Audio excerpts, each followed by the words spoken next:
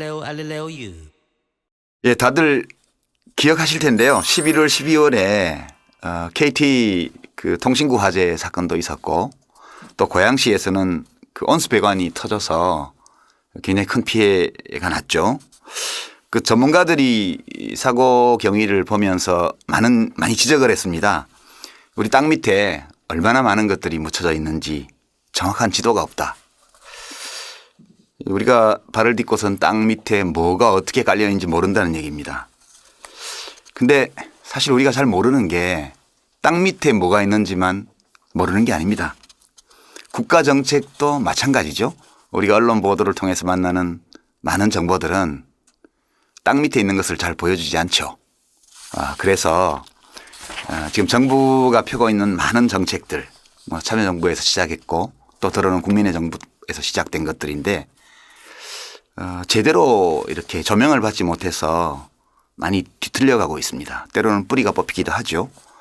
그래서 유시민의 알릴레오를 시작하기로 했습니다. 우리가 살아가고 있는 이 세상 그리고 우리가 만나는 정책들, 국가의 행정, 그 아래에 깔려 있는 그 뒤에 있는 그런 정책의 뿌리와 배경, 핵심적인 정보 이런 것들을 잘 찾아가실 수 있도록 내비게이터 역할을 해보려고 합니다. 뭐 한간에는 어떤 그 보수 유튜브 방송하고 우리 알릴레오가 경쟁하는 것처럼 보도들도 하시던데요. 제가 그 TVN의 알쓸신잡이라는 프로그램을 찍으면서 이번에 김상욱 교수하고 같이 다녔는데요. 양자역학 하시는 분이죠. 그분한테 많이 배웠어요. 그분이 과학은 지식이 아니라 태도다 이렇게 얘기를 하시더군요. 그러니까 과학자는 내가 뭘 알고 내가 뭘 모르는지 알아야 하고 그리고 물질의 증거를 찾지 못하면 모르는 걸로 해야 된대요. 그래서 우리 이 정치, 사회, 경제 현상에서는 이 물리학의 물질에 해당되는 것이 바로 사실 아니겠습니까? 그래서 저희는 사실의 증거를 토대로 해서 합리적으로 추론하는 그렇게 해서 우리 시민들이 지혜로워지고자 하는 욕구를 충족하시는데 도움이 되는 그런 팟캐스트 유튜브 방송을 하려고 합니다. 오늘 첫 번째 시간 지금 시작하겠습니다. 알릴레오. 예, 알릴레오 오늘 첫 시간.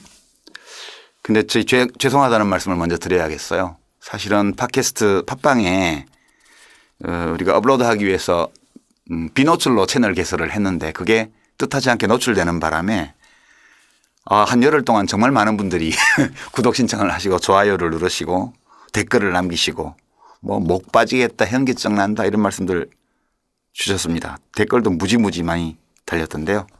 죄송하게 됐습니다. 이렇게 늦어가지고요. 오래 기다리셨어요. 이제 오늘 시작하는 우리 프로그램 잠깐 설명드리면 이게 짝수회와 홀수회와 짝수회로 나누어서 진행합니다. 홀수회차에서는 이렇게 전문가 선생님을 모시고 우리 국가 현안을 중심으로 정책을 살펴보는 시간이고요. 짝수회차는 그 말씀을 해준 전문가가 그 손님이 어떤 분인지 과연 얼마나 믿을 만한 분인지 이런 것들을 함께 알아보면서 또 정책을 더 다루는 더 깊이 들어가는 시간으로 이렇게 진행하려고 합니다. 아마 일반 방송에서는 만나기 어려운 그런 분들이 많이 나오실 걸로 지금 우리는 기대를 하고 있고요. 또 그렇게 약속을 드립니다. 이야기 손님에 앞서서 먼저 짝꿍을 소개를 하겠습니다. 제 오른쪽에 앉아 계신데 홀수 회차에만 같이 해 주실 거예요. 네.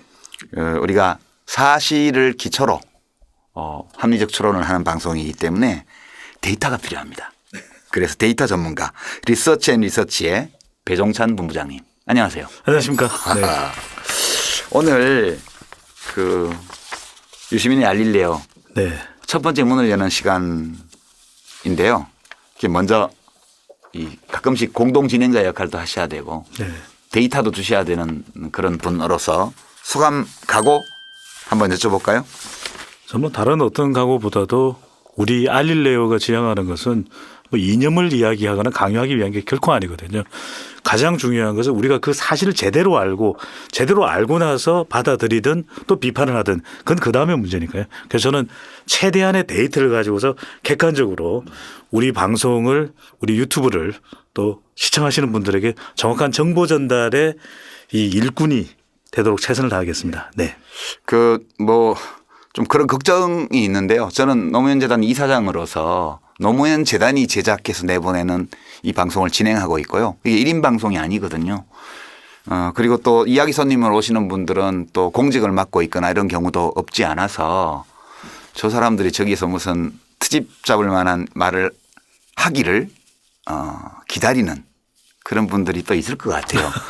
예, 근데 이야기 손님과 저는 매우 조심해야 되겠지만 네. 우리 배 본부장님은 뭐 그런 책임감이 없으시죠? 네, 뭐 실수를 두려워하지 않고 저는 예. 국민들이라면 누구나 궁금해하고 좀 묻고 싶은 질문을 과감 없이 마구 제 덩치만큼이나 데이터를 쏟아내겠습니다. 예. 네. 기대됩니다. 네. 자, 오늘 알릴레오 첫 회의 게스트입니다. 금년 2018년 또 내년에도 마찬가지일 겁니다만 한반도의 최대 이슈는 평화 프로세스죠. 남북 정상회담, 북미 정상회담 네. 또 앞으로 이어질 과정인데요. 이거 지금 이 최대 관심사인 이 건이 앞으로 어떻게 전개되고 될 것이고 지금 어디까지 와 있는지 네. 또 일이 이렇게까지 온 동력은 무엇이고 왜 또 최근에 와서 이렇게 진도가 안 나가는지 네. 이 모든 것들을 깊이 있게 속속들이 알려주실 분. 네. 지금 사실 대통령 통일외교안보 특별보좌역 특보시기도 하고요. 또 평생 그 교직에 계셨고 지금 연세대 명예특임 교수로 계신 문정인 선생님 나오셨습니다. 어서 오십시오. 안녕하세요. 네. 문 교수님은 특보로 많이 알려져 계신데 사실은 이제 선생님으로 저희는 호칭하겠습니다. 그 1회에서 정책 얘기를 중심으로 하고 네. 또 2회에서는 또 개인적인 이야기도 함께 할 거기 때문에 우선 한 1분 정도만 짧게 나 이런 사람이에요. 이런 거 좀 소개 좀 해 주시죠. 글쎄요, 뭐 많이 알려져 있으니까 이제 소개 안 해도 되겠네요. 정말요? 네, 이게 지나친 근자감이신 것 같은데. 근거 있는 자신감? 네네. 네. 좀 자기소개를 그래도 해 주셔야 될 것 같은데. 뭐 소개 다 우리 네. 유 이사장님께서 소개를 하셨기 때문에 뭐 지금 본직은 연세대학은 이제 정년퇴직하시고 정년퇴직을 그죠? 하시고 네. 그다음에 명예특임 교수직을 받아서 70까지니까 한 1년 반 더 오겠네요. 네. 그렇게 하고 대통령은 특별보좌관으로 이제 네. 위촉을 받아서 대통령 자문하는 역할을 하고 네. 정부 정책을 내외에 널리 알리는 역할을 하고 있죠. 선생님, 저 하나 우선 궁금한 게요. 특보라고 하시니까 사람들이 잘 모르시더라고요. 과연 엄청나게 중요한 역할인가 아니면 거의 청와대를 매일 이렇게 드나드시는 건가. 그래서 특보라는 역할이 어떤 역할인지 먼저 좀 이야기를 해주세요. 유형이 두 가지 유형이 있습니다. 네. 그러니까 김대중 대통령 계셨을 때 이제 임동원 특보님이 계셨죠. 그분은 이제 대통령 집무실 바로 옆에 사무실이 있었고 그 정식 공무원으로서 그 정부에서 녹을 전부 받으시면서 대통령의 정책을 만들고 집행하는데 직접적으로 관여하는 특보가 있었고요. 그 외의 특보라고 하는 것은 위촉직입니다. 임명직이 아니고 그렇기 때문에 대통령의 위촉을 받아서 네. 대통령을 자문해 주는 역할을 하고 정부의 정책을 외국과 국내 널리 알리는 역할을 하고 뭐 대통령 보고는 바로 직접 할 수가 있죠. 누구를 경유하지 않고. 그러니까 어떻게 보면 중요한 역할을 하는 거고 어떻게 보면 격가지 역할을 하는 거 이 두 가지를 다 가졌다고 볼 수가 있겠죠. 아주 국가적으로 중요한 역할을 하시는데 뭐 월급이 나오거나 차량이 제공되거나 이런 건 없다. 네, 그런 건 없어요. 월급도 안 나오는 네, 건가요? 월급이 없어요. 안 나오죠. 네. 아, 몰랐습니다. 사무실은 있고요. 사무실은 청와대 있네. 별관의 사무실은 있고 네. 이제 비서 그 공급도 받고 있고 네. 그러나 이제 그 외의 것은 할 수가 없죠. 네. 네. 그러니까 일종의 그 지식인 학자로서는 사회봉사 비슷한 거라고 봐야 되지 않겠습니까? 뭐 그렇죠. 예. 그러니까 뭐 우리가 말하는 소위 퍼블릭 서비스를 예. 하는 것이죠. 공공봉사. 예. 자, 이제 본론으로 들어가죠. 언론에서 10대 뉴스 뭐 이런 거 연말되면 늘 하잖아요. 네. 2018년도의 최대 뉴스는 역시 한반도 평화 프로세스죠.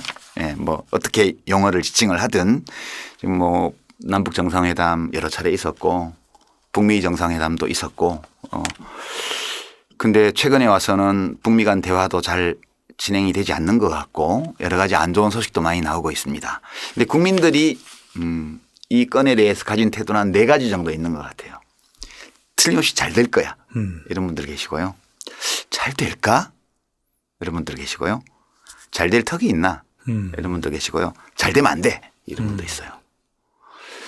우리 문정인 선생님은 이 일에 직접 관여하시는 분으로서 몇 번을 개인적으로는 글쎄 그걸 제3자적 입장에서 잘 될 거야 잘 되면 좋겠어 라고 하는 태도는 옳지 않은 거라고 보고요. 잘 되게 만든다라고 하는 당위성의 문제가 있는 것 같아요. 예. 그렇기 때문에 그런 정부의 의지가 있고 대통령의 의지가 있으면 전 잘 될 거라고 봅니다. 그러니까 전체적으로 그러니까 희망은 만들어 나가는 것이지 뭐 객관적으로 희망이 존재하고 있고 그다음 우리 거기에 다가가는 건 아니니까요.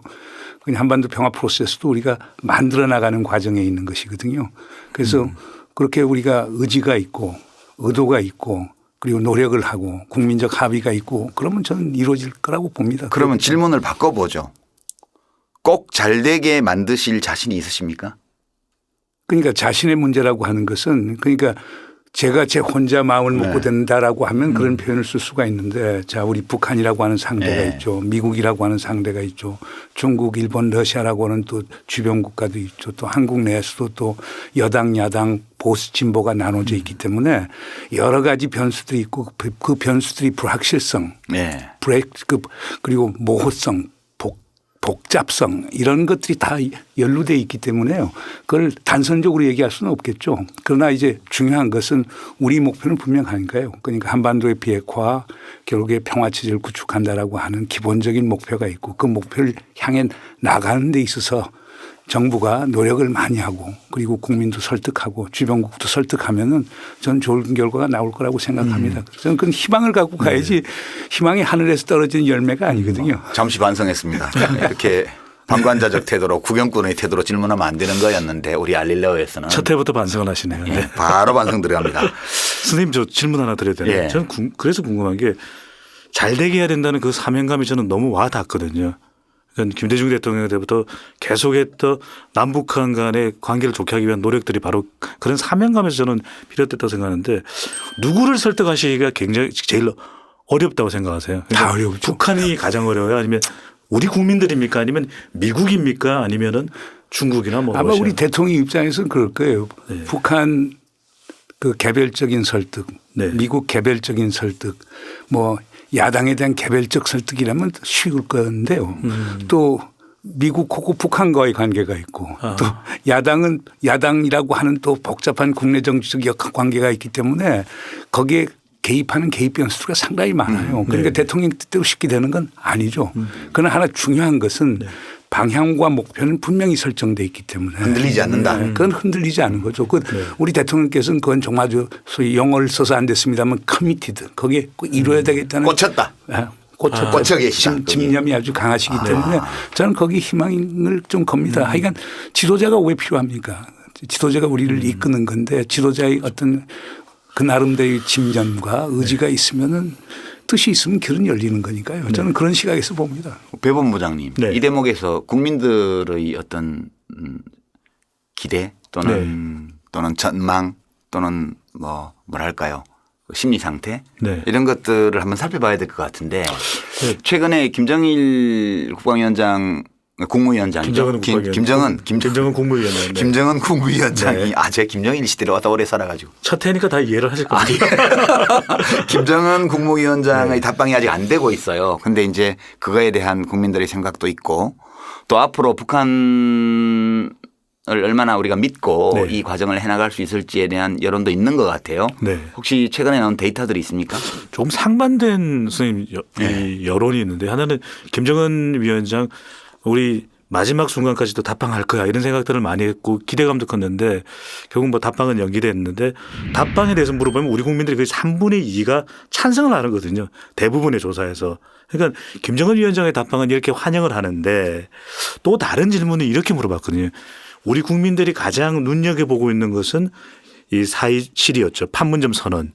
근데 이 내용에 대해서 과연 북한이 이행할 거냐. 그러니까 과거에 보면 지난 정부, 지지난 정부, 지지난 정부에서 보면 그런 약속들이 또 무산되는 경우들을 보다 보니까 잘 지켜질 것이라는 질문에 대해서 한국갤럽 조사 결과를 보면 한 3분의 1 정도 가까운 38%만이 잘 지킬 것이다. 답방을 12월 조사죠. 12월 조사. 12월. 예. 12월 조사에서 가장 최근의 조사인데 네. 이렇게 우리 국민들이 이 북한에 대한 의심을 거두지 못하는 이유가 뭐라고 보세요, 선생님? 네. 그야 뭐 70년 동안 분단과 적대 속에서 살았는데요. 네. 그리고 북한이 그동안 뭐 잘못한 것도 상당히 많죠. 그렇죠. 그러니까 그런 게 우리 국민들 마음속에 다 침잠돼서 고착화가 돼 있기 때문에 북한에서 네. 좋은 어떤 그 좋은 마음을 갖기가 쉽지는 않을 겁니다. 그러니까 그리고 이제 지금까지 했던 협상들이 다 결렬됐고 했기 때문에 비관주의가 상당히 깊게 깔려져 있죠. 그건 뭐 우리 한국뿐만 아니고요. 미국 워싱턴 가서도 보면 기본적인 그겁니다. 과거를 가지고 네. 현재와 미래를 보기 때문에 과거 행태로 보면 북한하고 영어로 것도 허플리스 희망이 없다라고 얘기하는 그런 회의주의자들이 많은데요. 그러나 저는 이번은 좀 다르다고 보고요. 북쪽도 아주 강하게 나오고 있고 그다음 4.27 판문점 선언도 보세요. 안 된 게 뭐 있습니까? 자 1조 남북관계 개선하겠다고. 지금 유엔 제재 때문에 못하는 건데 우리는 모든 거 할 준비돼 있고 그렇죠. 지금 보이고 있고 2조에서 나왔던 한반도 군사적 긴장 완화 지난 11월 1일부터 큰 변화들이 있지 않습니까? 뭐 GP도 부셔버리고. 그러니까 육상과 해상과 공중에서 예. 적대행위 중대한다는 게 단순한 말이 아니고 지금 행동으로 옮겨져 있는 거거든요. 이제 3조의 문제가 있죠. 완전한 비핵화를 통해서 정말 핵무기 없는 한반도를 만든다라고 하는 부분에 있어서 지금 걸려 있는데 그거는 미국이라는 변수가 또 깊게 관여가 돼 있기 때문에 못하는 게 있는데 저는 과거에 비하면 상당히 지금 소위 실행의 그 정도가 상당히 빠르다고 저는 봅니다. 그래서 저는 그거에 대해서 그렇게 우리가 부정적으로 볼 필요는 없다고 보고요. 이 데이터에 대한 해석을 네. 저는 그렇게 했는데요. 답방은 환영이 압도적으로 많은데 그렇다 북한이 기존의 합의들을 잘 지켜나갈까에 대한 기대는 이제 4월 판문점 회담하고 나서는 상당히 높았다가 그렇죠. 그 뒤에 이제 가면 갈수록 조금씩 낮아져 왔어요. 이 얘기는 일단 기대를 가지고 희망을 품고 이제 잘 되기를 바라는 마음을 답방 환영으로 표현을 했고 근데 이 모든 일이 순탄하게 다 잘 진행되지 않을지도 몰라라는 불안감은 이렇게 북한의 약속 이행에 대한 신뢰가 반이 안 되는 네. 이런 걸로 국민들의 마음이 나타나는 게 아닌가. 그 뭐 아마 그건 소위 연동돼 있는 예. 건데요. 그러니까 판문점 선언이 특히 판문점 선언 3조 같은 게 이제 진행이 더디니까 김정은 위원장이 서울 답방을 하게 되면은 비핵화에 무슨 진전이 있게 되고 그렇게 되면 유엔 제재도 결국에 많이 풀리게 되고 그럼 남북한 관계가 활성화되고 그러니까 김정은 위원장이 서울 답방을 통해서 뭔가 큰 돌파구를 마련하면은 4.27 판문점 선언도 그렇고 9.19 평양 선언도 그렇고 이루어질 것 아니냐. 그러니까 기존의 선언이 이행 정도가 좀 낮지만은 김정은 위원장이 답방을 하게 되면 거기에 돌파구가 마련될 거라고 하는 그 예. 기대감. 그건 막연한 기대감이 아니고요. 상당히 합리적인 기대감인데요. 선생님 그럼 그렇다면 그런 의미에서 조금 이 남북 관계의 진전이 많은 시간이 좀 걸릴 것이다. 그리고 아주 많은 또 노력이 필요할 것이다라는 거죠. 오히려 정부에서 좀 기대감을 낮추는 게 차라리 더 낫지 않을까. 왜냐하면 뭔가 금방 될 것처럼 국민들이 또 생각할 수도 있지 않을까. 그거는 저는 그렇게 보지 않습니다. 뭐 국가 간의 관계라고 하는 것도 모멘텀이 있지 않습니까? 네. 기회가 있지 않습니까? 그 기회를 포착하고 빨리 푸시해서 나가야죠. 그런데 정부가 마치 뭐 국내 정책 하듯이 그렇게 조율하고 뭐 완급을 조절하는 건 아니거든요. 그러니까 달구어졌을 때 쳐야 되는 거예요. 바로 그저 김정은 위원장이 하겠다고 자 비핵화 하겠다고 육성으로 얘기를 했으면 그 정부 입장에서는 그걸 받아갖고 그것을 실현시켜야 되니까 빨리 움직여야 되죠. 그걸 또 그쪽 뭐 국내 정치적 계산하면서 천천히 합니까? 여론의 향배를 보면서 천천히 합니까? 저는 그렇게 보지 않아요. 그건 정부를 그런 의미에서 탓하는 건 저는 상당히 문제가 저는 있다고 봅니다. 반성하세요. 바로 반성했어요. 그 최근에 남북 간에 진행되는 일을 보면 저는 사실은 눈을 의심할 정도 일이라고 봐요. 불과 1년 전 이때 지난 연말을 우리가 생각해 보면 살벌했거든요 분위기가. 뭐 가을에 뭐 얼마나 많이 쐈습니까? 작년 가을에 막 로켓 쏘고 뭐 난리가 났었는데 북미 간에도 금방 뭐 전쟁이라도 날 것처럼 그랬는데 최근에 이루어지는 걸 보면 이 비무장지대의 비무장화, 그러니까 안에 들어가 있는 GP들을 양쪽 다 부셔버리고요.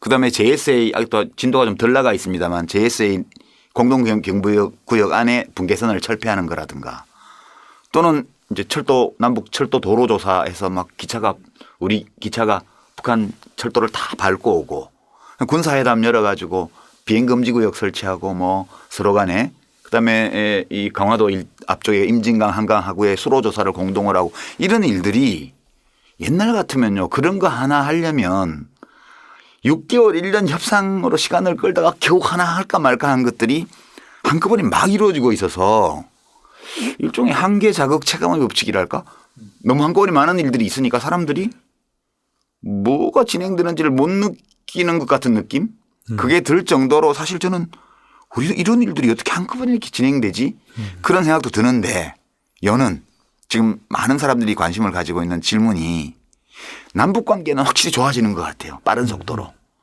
국제 제재와 관계없는 유엔 제재나 미국의 독자 제재와 관계없는 비경제 분야 이렇게 군사 분야 뭐 이런 데들은 미국도 철도 쪽은 양해를 해주고 이래서 가는데 북미 관계가 안 풀리고 있는 분위기예요 지금. 그러면 북미 관계가 이렇게 잘 진도가 안 나가는 조건에서 남북 관계가 언제까지 이렇게 잘 갈 수 있을까. 그리고 심지어 어떤 분들은 이렇게 해서는 안 된다. 북미 관계가 진도를 안 나가는데 남북 관계가 왜 진도를 내냐. 뭐 한미동맹에 금 간다 뭐 이러면서 뭐 공격도 해요. 지금 이 북미 관계가 좀 진척이 더뎌진 가운데 남북 관계가 군사 분야나 철도 분야에서 막 진도를 빼는 이 현상을 우리가 어떻게 이해해야 될까요? 첫 번째 북미 관계가 왜 안 되느냐. 예. 뭐 그건 간단합니다. 미국의 기본적인 입장은 북한이 완전한 비핵화를 해야만 독자 제재 완화, 유엔 안보리 제재 완화를 해줄 수 있는 입장입니다. 그러니까 all or nothing이죠. 다 해야. 다 해야. 일괄 타결해야. 그러니까 부동산 등기 해줘야 대금 치르겠다 그런 거 아니겠어요? 그러니까 거기에는 두 가지 이제 그 이유가 있죠. 하나는 과거 북한하고 해보니까 약속해 놓고 그냥 열매만 따먹고 이행을 안 하더라. 그래서 살라미 전술이라고 하는데 그런 거 더 이상 안 당하게 되는 게 강하고요. 두 번째로는 그 죄와 벌, crime and punishment. 북한은 잘못을 했기 때문에 벌을 받아야 된다. 그러니까 제재라는 벌을 받고 고통을 받은 다음에야 우리가 개과천선하면 이렇게 해줄 수 있다라고 하는 두 가지가 깔려져 있거든요. 그러니까 뭐 아니면 토 접근이고. 그런데 북한 입장은 그건 말이 안 되는 거 아니냐. 우리가 황복한 국가가 아니지 않느냐. 그렇다면 모든 협상이라는 게 주고받는 게 있어야 되지 않느냐. 그러니까 행동 대 행동 원칙에 의해서 동시 교환을 해야 되는 것이지 어떻게 미국이 일방적으로 원하느냐. 이게 큰 한 대목이 있고 또 두 번째 대목이라고 하는 건 지난 이제 6월 12일 날 싱가포르에서 이제 북미 정상회담을 했잖아요. 네. 그때 분위기가 좋았고 그래서 7월 8일 9일 이제 폼페오 국무장관이 3차 평양 방문을 했었죠. 그때 거기서 내놓은 게 이제 신고와 사찰을 들고 나왔죠. 그러니까 북한 보고 북한이 갖고 있는 핵시설, 핵물질, 핵탄두, 미사일 이걸 전부 다 리스트로 만들어서 제출하고 국제사찰 받아라. 그러니까 지금 북한 입장에서는 아니 무슨 얘기냐. 지금 북미 간의 적대 관계인데 적국에게 어떻게 우리의 핵시설, 물질, 핵 무기 그다음 미사일 전부 다 리스트 만들어서 주느냐. 그 공격 리스트 주는 거랑 마찬가지 아니냐. 하기 어렵다. 두 번째로는 얘기하는 게 지금 미 정보당국에서 얘기하는 것은 북한이 핵탄두가 60개에서 65개 있다라고 하는데 만약 그거보다 우리가 덜 가졌다면 우리가 어떻게 하느냐. 그럼 만들어라도 그럼 신고해야 되느냐. 그러니까 이 모든 게 결국 불신에서 오는 거니까 지금 북한 입장은 종전선언하고 불가침에 관한 기본적인 합의를 한 다음에 그다음 신고 사찰로 가자. 여기서 큰 차이점이 있는 거죠. 그러니까 북한도 미국을 못 믿는 거 아니에요? 당연히 못 믿죠. 서로 적대 관계에 있는데. 예. 그러니까 그 적대 관계를 해소한 다음에 신고 사찰로 가자는데 거기에서 이제 완전히 쫑이 난 거죠. 지금 부동산 거래로 치면 계약금도 안 주고 그냥 등기를 이전하면 그 등기 넘겨받고 나서 대금 줄게. 라고 얘기를 하고 북한에서는 무슨 소리야 계약금이라도 좀 주고 중도금이라도 좀 주고 그렇게 해야 우리가 등기 넘기지. 그럼 너네 안 주면 그럼 우리는 어떻게 등기부 다 해버렸는데. 바로 그거예요. 이거하고 비슷한 거 아니에요? 네, 그러니까 이제 뭐 우리 한국 정부도 사실상 그렇게 주고받는 게 있어야 되는 것 아니냐. 그 중국 러시아도 그런 입장이지만 또 일본하고 미국은 완전히 먼저 까. 그러면 우리가 줄게. 그러니까 선해체 후보상 이런 식으로 나가는 거예요. 그다음 여기에서 나다 보니까 이제 아까 두 번째 한 질문에서 남북 관계하고 북미 관계 어떻게 조율하느냐. 그래서 남북 관계가 잘 나가잖아요. 예. 그러니까 근데 이제 미국 쪽에서는 계속 북한에다 연락하고 전화하고 팩스 보내고 또 전화 안 받는다며요. 전화가 안 오잖아요. 그러니까 이게 우리 한국이 미국 몰래 미국 제끼고 남북한에 꿍짝꿍짝 하는 것 아니냐 이런 또 우려감을 갖는 거거든요. 원래 미국 사람들이 워싱턴에 있는 사람들이 사실 의심이 상당히 많아요.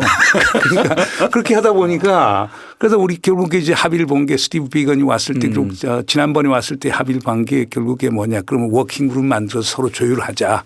그래서 남북 한국하고 북미 관계를 조율해 나가자라고 하는데 그러나 우리 정부 입장 대통령이 생각은 이런 것 같아요. 북미 관계가 어렵다고 남북 관계를 거기에 예속을 시켜버리면은 정말 완전 판이 깨지는 것 아니냐. 그러니까 대통령께서도 8.15 경축사 지난번 8.15 경축사에서 말씀하신 게 남북 관계가 비핵화의 부수물이 아니다라고 하는 걸 분명히 밝혔거든요. 그러니까 대통령께서 생각하시는 건 아마 이런 걸 것 같아요. 제 해석으로는 북미가 어렵더라도 남북 관계가 잘 되면 우리가 북한을 설득해서 북미 관계를 풀 수가 있는 것 아니냐. 사실 9월 정상회담 때 그러지 않았습니까? 예. 9월 정상회담 끝난 다음에 그러니까 폼페오 국무장관의 4차 방북이 이루어졌거든요. 그러면서 국정통일각에서 만나고 나서 이제 공개됐던 그 두 번째 정상회담 말씀하시는 거죠? 아닙니다. 이거 얘기하는 건 9월 평양 정상회담을 평양 했는데 맞다. 왜냐하면 예. 그때 이제 그 8월 말에 이제 원래는 9월 초에 이제 폼페오 국무장관이 이제 4차 방북을 하기로 돼 있었죠. 근데 이제 뭐 김영철 부위원장이 뭐 팩스를 보냈는데 기분 나쁜 팩스 보냈다고 해서 트럼프 대통령이 그걸 취소시켰거든요. 그래서 북미 관계가 상당히 어려웠었는데 우리가 평양 남북 정상회담을 함으로써 북미 간의 관계를 다시 또 그 복원을 시키는 역할을 할 수 있었거든요. 그러니까 우리 입장에서는 남북 관계가 기묘해서 남북 관계의 신뢰가 쌓고 하면은 우리가 북한을 설득해서 북미 관계가 잘 되도록 할 수 있지 않느냐 하는 건데 미국인 그것을 자꾸 안 받으려고 그러는 거죠. 거기에서 생기는 문제인데 그거 어떻게 돼요? 그러면 이제 그게? 그러나 뭐 최근에 많이 이제 이해가 됐고 특히 이번에 스티브 비건이 서울 방문했었을 때 많은 게 이제 소위 오해가 많이 풀리기도 했고 그래서 스티브 비건이 트럼프 대통령 앞에 크리스마스나 이브에 그때 이제 직접 보고도 했고 앨리슨 후크하고 그렇게 하는데 그건 좀 시간이 좀 걸리긴 걸릴 거예요. 그래서 그러니까 뭐 미국 입장은 그렇지 않습니까? 미국이 원래 패권 국가니까 모든 것이 자기들의 시나리오 맞춰서 자기들이 오케스트레이트 한 대로 돼야 된다고 이렇게 믿는 반면에 우리 입장에서는 미국이 항상 또 옳은 건 아니잖아요. 그렇죠. 그러니까 우리가 어떻게 주도적으로 해서 일이 잘 되게 할 수도 있는 건데 우리 역할을 좀 인정 안 해 주는 부분도 있고 하니까 거기에 좀 어려움이 있는 거죠. 혹시 이 방송 나중에 보고 기자분들 중에 미국은 항상 옳지 않다 이렇게 기사 쓰지 말기 바랍니다. 미국이 항상 옳은 것은 아니잖아요. 라고 지금 문재인 선생님 말씀하셨고요. 이거 토시 하나만 떼내면 바로 미국은 항상 틀렸다 이렇게 그렇게 쓸 수 있어요. 요즘 무섭더라고요 진짜. 객관적으로 봐야 되는 거죠. 이렇게까지 얘기했는데 그렇게 쓰진 않겠죠. 네. 그렇죠? 정말 힘들어. 네. 선생님 또 국민들이 궁금해하는 질문이 또 하나 있는데요. 여론조사에서 이 질문을 많이 묻게 되는데 비핵화를 반드시 완전하게 해야만 제재를 완화해야 된다. 비핵화를 완전히 하기 전에라도 관계를 좋게 하기 위해서 제재 완화를 좀 해야 된다. 또 다른 질문 동시에 해야 된다. 어떤 것이 사실은 남북 그러니까 관계를 그게 가장 기본적으로 좋은 질문 하셨는데요. 북한 입장은 동시 교환 원칙이고. 그래요? 그다음 우리 한국 정부 입장은 우리 대통령께서 지난 11월에 유럽 가서 강조했던 게 북한이 비핵화를 하는데 당장 비핵화를 할 수 있는 건 아닌데 그 불가역적인 단계에 들어설 정도의 비핵화를 하면은 유엔 안보리 제재를 부분적으로 완화해 줄 수 있지 않느냐. 그게 북에 대해서 더 큰 인센티브를 줄 수 있고 그러면 김정은 위원장이 북한 군부나 북한 주민들도 설득하면서 비핵화에 박차를 가할 수 있지 않느냐. 그게 한국 정부 입장이고 미국과 일본의 입장은 완전한 비핵화 전에는 일체의 제재 완화가 없다. 그리고 세 가지 시각이 있는 거예요. 그러니까 우리 한국 정부 입장은 사실상 양자 사이 미국과 북한 사이의 절충적 입장이죠. 그런데 그게 미국에는 먹혀들지 않고 있는 거죠. 그 전에 통일부 장관 지내신 어떤 분도 칼럼에 참 미국이 과하게 하는데 그래도 한국 정부를 믿고 해줘도 괜찮지 않느냐. 그거를 미국 요구하는 걸 더 들어줘도 국제사회 여론도 있고 한국 정부도 있고 그다음에 과거 육자회담을 했던 다른 나라들도 있으니 불안하긴 하겠지만 그 해주면 안 될까? 그런데 저는 양쪽이 다 해줘야 된다고 봐요. 북의 입장도 지금 세 가지 걸 들고 나왔거든요. 이제 풍계리 핵실험장은 뭐 3분의 2 이상 이제 파기가 됐다고 그러는데 그것도 검증은 또 해야 되는 그렇죠. 부분이고 두 번째 이제 동창리 미사일 엔진 실험장에 대해서 그걸 폐기하는데 유관국의 참관 특히 미국의 참관을 허용하겠다는 부분이 있고 세 번째 이제 6.12 선언에 상응하는 조치를 취하면은 영변 핵시설을 영구 폐기할 수 있다라고 세 가지 걸 지금 꺼냈거든요. 그런데 풍계리 빼놓고는 북이 말로만 있지 행동으로 보인 건 또 없거든요. 그런데 북도 과감한 행동을 좀 보여야 돼요. 그런 의미에서. 그렇게 되면 그와 동시에 미국도 부분 해제를 해 주면은 그러면 여기서 뭔가 돌파구가 만들 수가 있죠. 그러니까 어느 한쪽이 그 한쪽을 양보 먼저 하라. 그건 쉽지 않을 거예요. 미국도 의회가 있죠. 워싱턴 그렇죠. 탱크들 있죠. 언론이 있죠. 트럼프 대통령이 먼저 약속 북에 대해서 베푼다. 이럴 경우에 미국 언론에 견디질 못할 거예요. 그런데 김정은 위원장도 마찬가지예요. 거기 뭐 군부도 있죠. 그다음에 주민들도 있죠. 많은 분들이 결국에 자 우리 위원장 동지가 이래 정도 나왔으니까 미국에서 그 정도는 해줘야 될 것 아니냐 기대를 하는데 또 아무것도 없잖아요.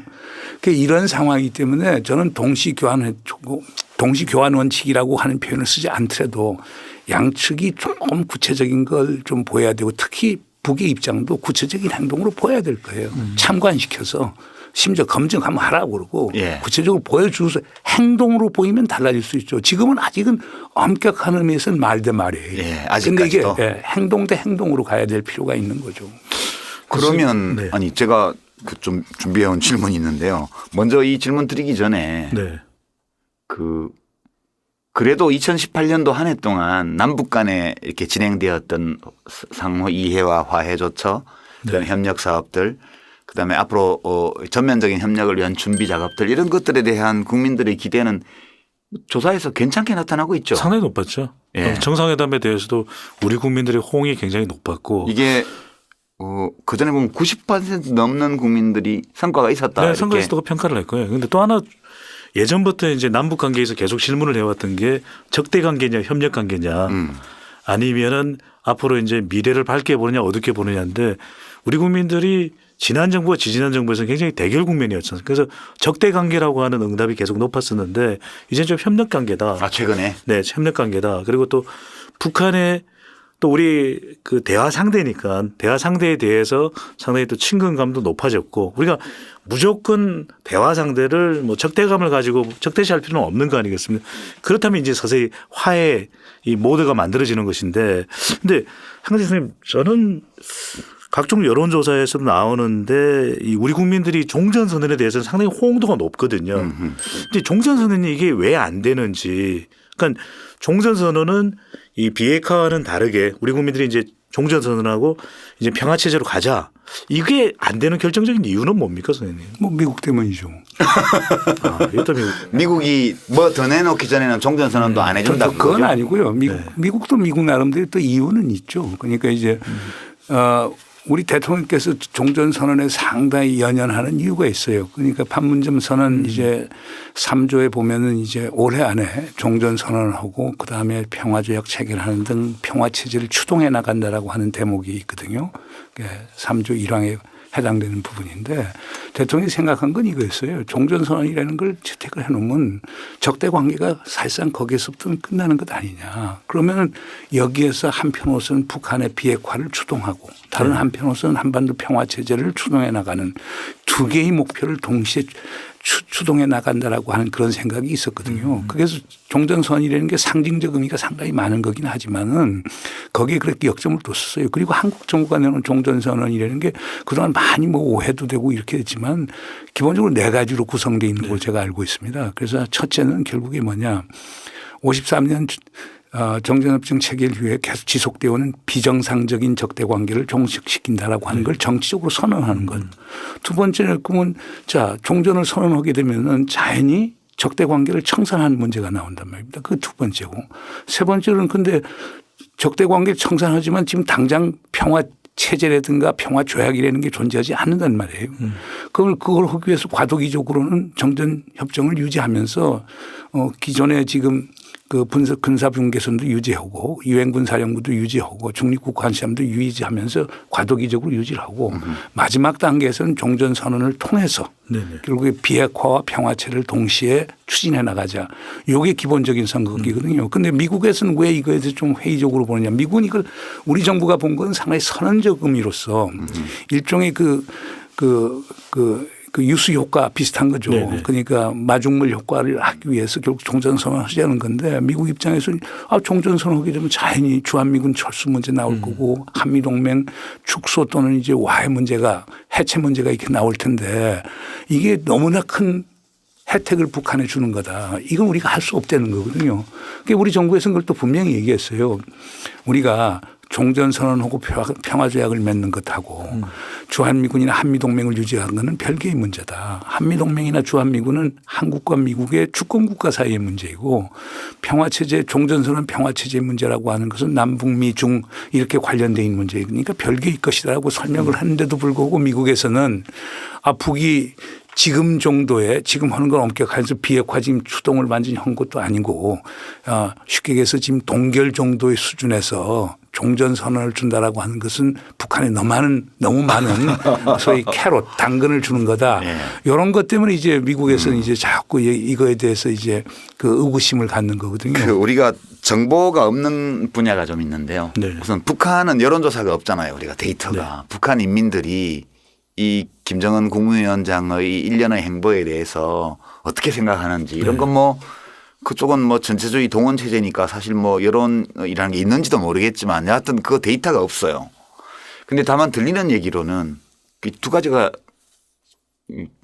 두 가지 양쪽을 다 봐야 되는데 네. 북한은 여론조사가 없고 미국은 여론조사가 있어요. 있습니다. 네. 있는데 트럼프 대통령 국정수행 지지율도 항상 뭐 50% 밑에 있고 그리고 트럼프 대통령의 북한 정책, 대북 정책에 대해서 또 이제 여론이 어느 정도 또 형성이 되어 있는데 네. 문제는 내부에 민주당 쪽을 포함해서 트럼프를 싫어하기 때문에 트럼프가 하는 모든 일에 반대하는 분들이 많다는 문제 하나 있고요. 그렇죠. 네. 두 번째는 북한 내부에서 지금 김정은 국무위원장이 답방을 미룬 거에 대해서 참모들이 다 반대해서 안 오기로 했다 이런 소문이 있더라고요. 그건 소문이 아니고 그건 사실이죠. 사실이에요. 왜냐하면 제가 9월 19일 날 그 옥류관에서 이제 오찬을 했었어요. 예. 그래서 제 옆자리에 이제 통일전선부의 핵심 인사가 이제 앉아 있고 오래전부터 아는 사이인데 제가 평양선을 보면서 그때 평양선이 바로 나왔거든요. 예. 그래서 그 친구한테 제가 물었어요. 그래서 이거 마지막에 서울 답방 위원장 서울 답방이 들어갔는데 이거 깜짝 놀랄 일이다 그랬지만 아이고 문 선생님 말 마십시오. 우리 김영철 부위원장 동지 포함해서 모든 사람이 말렸는데 그냥 그 위원장 동지께서 그냥 결단을 내려서 가신다고 그랬습니다. 그거 제가 직접 확인한 그거죠. 그러니까 그때도 반대했는데 지금은 북미 관계가 또 더 진척이 안 되고 있는 상황이니까 내부 반대가 더 심하지 않겠습니까? 반대의 문제보다 우선 거기가 지도자가 결정을 하면은 네. 결국 그대로 가는 건데 이제 지도자의 셈법이 있겠죠. 그러니까 김정은 위원장이 서울 왔다 가면은 제일 북에서 원하는 게 당장 남북 관계는 예외라도 좀 하자. 그래서 개성공단 재개하고 금강산 재개하고 남북 간에 이제 경제 교류 협력하는 건 좀 활성화시키자 하는 게 이제 제일 큰 소위 목표인데 그럼 김정은 위원장이 서울 답방을 하면은 가져가야 되는데 그런 그렇죠? 선물을 갖고 가야 되는데 지금 있는 제재 구조하에서는 현실적으로 어렵지 않습니까? 우리가 줄 수 있는 것도 없고 그렇다면 북 입장에서 그럴 거 아닙니까? 위원장 동지께서 남해 갔는데 사실상 가서 소위 밥만 먹고 왔다. 네네. 그러니까 아주 화려한 방문은 됐지만은 실질적인 소득이 별로 없다. 그런데 북도 마찬가지입니다. 아무리 그래서 1인 통치 국가고 유일지도 체제이긴 하지만은 여론 중요하거든요. 민심이 중요하거든요. 그러니까 북의 지도자가 지금 자리 잡는 게 뭡니까? 자기가 성과를 내서 자리 잡기 때문에 거든요. 성과제일주의예요. 그러니까 가령 제가 도착한 날 9월 18일 날 목란관에서 이제 환영 만찬 할 때 저하고 뭐 임동원 이사장님과 홍석현 회장님 이제 같이 가서 이제 술 한 잔 권했어요. 김정은 위원장께서 하시는 말씀이 뭐라고 얘기를 하느냐면 얼마나 우리가 어렵게 여기까지 왔습니까? 이제 퇴행이 있어서는 안 됩니다. 그리고 성과를 내야 됩니다. 두 번씩이나 얘기를 하더라고요. 예, 그 북한은 사정이 그렇고 네네. 미국은 지금 국내 여론이 어때요? 이 문제에 관해 가지고 큰 관심 있나요? 미국 국민들이? 관심이 적지는 않습니다. 왜냐하면 북한에 대한 뉴스가 또 미국 국민들에게도 아주 또 중요한 뉴스이기도 하거든요. 그런데 마찬가지 먼저 말씀드리면은 김정은 위원장이 답방을 못한 게 닮은 사람이 또 남한에 있어가지고. 야, 네네. 그래서 좀. 네. 갑자기 이래니까 막. 갑자기 에어컨 켰나? 네. 무맥락의 이야기를. 네. 맥락 없는 이야기 계속 던지는데. 근데 미국 여론은 미국 여론에서 주목해서 볼 필요가 있는 것이 갤럽에서 계속해서 북한을 바라보는 미국 사람들의 시각을 조사를 해왔는데 예.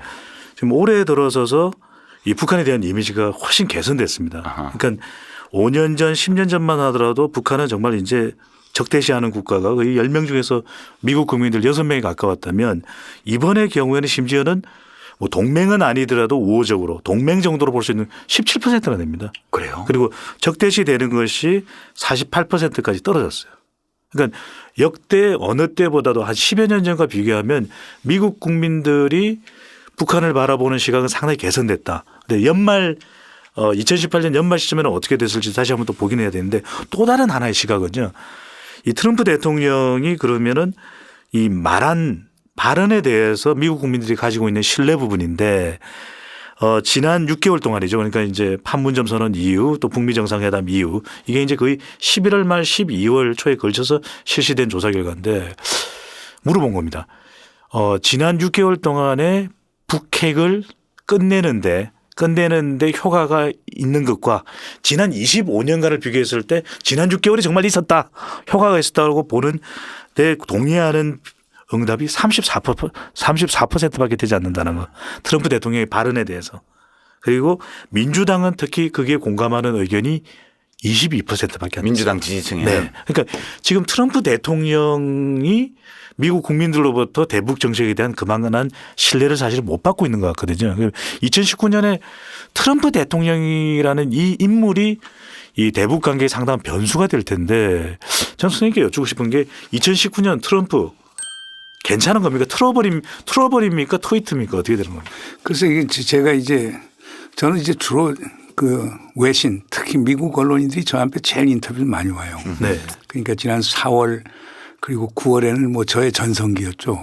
그러니까 제가 무슨 말 그대로 리저 시절 한해 뭐 리저 CNN에 아만포하고 15분 20분 인터뷰를 제가 3번씩이나 했었으니까 라이브로요. 그러니까 그런 점에서는 이제 상당히 제가 이제 상종가를 쳤는데 요즘 미국 언론인들이 와서 인터뷰하는 게 별로 없어요. 지난번에 타임지에서 그 올해의 인물을 선정할 때 우리 대통령에 대해서 인터뷰하러 앞에 온 거 빼놓고는 네. 최근에 미국 언론인들이 오는 게 별로 없어요. 작년 같은 경우는 작년 7월 8월에서는 종군 기자들만 하고 제가 한 20번 정도 인터뷰했을 거예요. 전군 기자들이요? 전쟁터 다니는 그러니까 기자들 아니에요? 작년에는. 그래서 그러니까 언론의 관심이 그만큼 낮아지면은 그럼 뭐냐. 그 워싱턴의 전문가들이 이제 전성기가 되는 거예요. 워싱턴 전문가들은 전반적으로 어떻게 회의론자들이에요. 그러니까 김정은이가 그런 의도가 있느냐. 뭐 트럼프 대통령이 국내 정치적인 이유 때문에 그렇게 활용을 하겠지만 사실은 김정은의 그런 의도가 없고 헛발질하는 거고 2019년 되면 어려울 거라고 딱 얘기를 하는데요. 그러니까 저는 그 사람들하고 이제 논쟁할 때 그런 얘기를 합니다. 그러면 김정은 위원장이 핵을 포기할 의도가 없으면 북한하고 협상도 하지 말고 대화도 하지 말아야 될 것이냐. 그럼 그다음 선택지가 뭐냐. 그럼 북한하고 전쟁할 거냐. 뭐 이런 얘기를 하는데. 선생님 여기서 정말 꼭 한번 여쭤보고 싶은 게 왜 미국의 그 대북 전문가들은 김정은을 크레이지 가이 또는 믿을 수 없는 사람. 쉬운 말로 미친놈. 이렇게 보는 이유가 뭡니까? 저는 그거는 이제 북한 지도자에 대한 악마화 그 영어로 디모나이제이션이라고 해서 네. 그게 오래전부터 1990년대 초부터 계속 지속돼 왔던 거거든요. 그렇게 해서 얻는 이득이 있나요? 그분들이 뭔가 아니 그건 이득의 문제가 아니고 네. 그건 우리가 소위 영어로 우리 본부장께서도 그걸 많이 하지만 퍼셉션의 문제는 이해관계를 안 따지는 거거든요. 그러니까 어떻게 인식하느냐 하는 문제하고 그다음 셈법이 어떻게 되느냐는 건 두 개의 별개의 것이거든요. 인식 자체가 그렇다는 인식 거죠. 자체가. 인식이 네. 상당히 부정적인 인식이죠. 그러니까 북한 같은 경우는 기본적으로 대량살상 무기 가졌지, NPT 핵 확산 방지 조약 완전 깨트리고 나갔지, 그다음 인권 문제 있지, 뭐 정치범 수용소 있지, 뭐 완전히 폐쇄된 사회지. 그 원비어 같은 친구 그런 식으로 해서 예. 됐지. 그러니까 이런 것들이 그 미국민들 근데 대부분의 미국 사람들은 한국에 별로 또는 한반도에 그렇게 관심은 없지만 워싱턴 중심으로 해서 여론을 조성하는 사람들한테는 깊이 일종의 그 영어의 게슈탈트 독일 말의 게슈탈트 비슷한 네. 그런 집단 심리를 갖고 있는 거죠. 어떤 인식의 틀이 딱 정해져 있다는 그러니까 거죠. 그게 참 그 마인세트가 딱 정해 있기 때문에 그걸 바꾸는 게 그렇게 힘들어요. 그러니까 요즘 우리 뭐 한국 정부에서도 뭐 공공외교 한다고 해서 워싱턴 가서 얘기하면 둘이 완전 평행선 긋는 거예요. 그런 어려움이 있기 때문에 그런 걸 깰 수 있는 것은 결국에 김정은 위원장의 결단이에요. 김정은 위원장이 뭔가 과감한 걸 보여줘야 돼요. 자, 돌고 돌아서 네. 다시 김정은 위원장한테로 왔는데요. 이야기가. 지금 뭐 우리가 이 정해진 시간에 다 다루지는 못했습니다만 워낙 남북 관계, 북미 관계 뉴스는 많기 때문에 우리 시민들이 아마 그 뉴스들은 듣기 싫어도 저절로 다 이제 듣게 돼 있습니다 지금. 근데 최종적으로 남는 질문은 이런 거예요. 제가 처음에 모두에 잘 될까? 잘 될 거야. 잘 될까? 잘 될 턱이 있나? 이런 여러 태도가 있다고 그랬는데요. 지금 2018년 초부터 시작되어서 약 1년간 달려온 이게 그전에 상상하지 못했던 남북 관계의 변화, 북미 관계의 변화 아직 완결된 것은 아니지만 이제 우리 어떤 사람들의 행위를 볼 때는 동기를 보게 되잖아요. 동기가 확실하면 중간에 뭐 난관이 생기고 뭐 우여곡절이 있고 어려움이 있다 하더라도 돌파를 해 나가겠지만 동기가 뚜렷지 않고 어떻게 하다 보니까 된 거면 이제 장애물이 생기면 부러질 수도 있죠. 그래서 이 대목에서 우리가 2019년도를 전망하기 위해서는 도대체 이 일을 이렇게 2018년 한 해 동안 이렇게 만들어 온 그 모티베이션 그러니까 동기죠. 동인. 그러니까 그 북한 김정은 위원장을 그렇게 움직이게 만들었고 미국 쪽에서 그렇게 응하게 만들었던 우리 문재인 대통령의 동기는 뭐 우리 다 알 수 있어요. 늘 보기 때문에. 그런데 미국과 북한 김정은 위원장과 트럼프 대통령의 동기. 그 간단해요. 그 동기와 셈법은 같이 가는 간단해요? 건데요. 김정은 위원장은 기본적으로 그거예요. 경제예요. 그러니까 아주 젊은 지도자네요. 오랫동안 통치를 하려고 하면 정통성이 있어야 될 거고 정통성이 있는데 핵무기만 가져서 정통성이 오는 게 아니거든요. 인민이 잘 먹고 잘 살아야 될 거 아니에요. 제가 지난 9월 갔을 때 그걸 아주 목격을 했는데 그러니까 경제 우선주의라고 하는 게 마음에 깔려져 있고 그게 확고합니까? 지금? 저는 확고하다고 봐요. 지난 4월 20일 당 중앙위원회 전원회의에서도 그 결정을 했지만 저는 신년사에서도 그건 계속 강조될 거라고 나오는데요. 경제 하려고 하면 북쪽도 마찬가지 평화 가져야 되죠. 평화 없이 경제가 어떻게 옵니까? 그건 저쪽엔 경제와 평화. 그다음에 미국은 왜 그럴까? 미국 대통령은 사실상 그 퍼스널 에고가 강한 분 아니에요. 예. 그분은 항상 생각하는 거예요. 트럼프 대통령이 생각하는 동기와 셈법은 간단해요. 클린턴도 북핵 문제 해결 못했어. 부시도 못했고 오바마도 못했어. 나는 돈 한 푼 안 들이고 내가 해결했어. 돈 한 푼 안 들이고가 중요하죠. 그러니까 패닐리스. 그러니까 돈 한 푼 안 들이고 나는 해결한 위대한 지도자야. 그리고 그건 또 재산까지도 연결시키는 그런 정치적 셈법이 깔려져 있죠. 그다음 우리 대통령은 결국 평화 비핵화라고 하는 게 몸속에 체화된 분으로서 그 모멘텀을 또 우리 대통령은 아주 정확하게 포착을 하고 푸시해 나갔던 거거든요. 그러니까 지금은 그 새 지도자의 삼박자가 딱 맞아떨어진 거예요. 그게 이제 2019년도 계속될 것인가 저는 그렇다고 봐요. 다 그 새 지도자가 꼭 같은 다 목표를 갖고 있어요. 김정은은 자 정권 안보를 위해서 중요한 건 사실 미국의 위협이 아니에요. 북한 내부의 인민의 지지가 제일 중요한 거죠. 그러면 성과를 내야 될 거 아니에요. 성과라고 하는 게 경제가 잘 돼야 될 거 아니에요. 과학기술이 번창해야 될 거 아니에요. 그러면 결국에 핵 문제에 양보할 수밖에 없다고 저는 봐요. 그걸 알고 있고. 트럼프 대통령도 알고 있고. 그러니까 트럼프 대통령은 타이밍이 문제일 거예요. 지금 2020년 11월에 대선인데 이걸 지금부터 해서 그때서 정치적인 자본이 못 되면은 어떻게 될까 하는 생각은 할 수 있을런지 모르겠지만은 하여간 북한 문제를 해결해야 중동에서 실패하는 거, 이란에서 실패하는 거, 유럽에서 실패하는 거 이걸 전부 다 사실상 회복할 수 있는 유일한 기제가 북한이기 때문에 트럼프 대통령이 거기에 관심을 가질 수밖에 없어요. 그러니까 지금도 트위터 통해 갖고 김정은 위원장 괜찮다. 아주 좋은 지도자고 좋은 관계 될 거라고 희망의 메시지를 보내는 거거든요. 우리 대통령 입장도 결국 경제도 잘 돼야 되지만 우선 평화가 잘 돼서 위기가 없어야 전쟁 위기가 없어야 경제가 잘 되는 것이지 경제 위기가 아니 전쟁 위기가 계속 있으면 경제가 잘 되겠어요. 그러니까 이 세 대통령의 공통의 관심사는 다 같다. 그런 점에서는 2019년도 난 그래도 희망적으로 본다고 보는 겁니다. 왠지 좀 마음이 약간 놓이네요. 아니 지금 조마조마하거든요 사실은. 이러다가 말아버리면 어떡하지? 과거에도 뭐 제네바 핵 합의 1990년대 초반부터 시작해서 여러 차례 고비가 있었는데 그때마다 해결이 안 되고 왔던 건데 이번에도 또 2018년도에 이러다가 말아버리면 어떡하나? 근데 이번은 큰 차이가 있어요. 1994년 제네바 합의는 밥과 루치하고 강석주하고 차관과 차관복급이 했어요. 2015년 크리스토퍼 힐하고 김계관 차관복급이 했어요. 2012년 윤달 합의라고 해서 2월 29일 날 합의라고 하는 것은 글린 데이비스라고 하는 부차보고 차관복급하고 북한 차관이 한 거예요. 지금은 지도자들이 하고 있어요. 그러니까 정상 간에 어떻든 소통의 채널이 있잖아요. 그 나름대로 또 신뢰가 쌓였잖아요. 그런 점에서 저는 과거하고 다 상당히 달리 봅니다. 그러면 2019년도에 지금 저렇게 지지부진한 것처럼 보이지만 물밑에서 우리 정부가 문재인 대통령이 중재를 계속하고 북한은 북한대로 미국은 미국대로 설득해 들어가고 또 북미가 또 대화를 하고 이렇게 해서 어느 날 갑자기 짠하고 각자가 원하는 걸 챙길 수 있는 어떤 합의가 나왔을 때 그러면 이제 겉으로 진도가 확 나가는 그런 순간이 올 수밖에 없다. 지금은 이제 봐야 될 게 이제 한 3일 후면 이제 나오는 거지만 김정은 위원장이 신년사를 봐야 되겠죠. 신년사 전에 또 김정은 위원장이 또 어떤 메시지를 트럼프 대통령한테 보내주는가. 나는 미국과의 관계에서도 올해 북남 관계가 대전환을 맞은 것처럼 쌍방의 노력에 의하여 앞으로 좋은 결과가 꼭 만들어질 것이라고 믿고 싶습니다.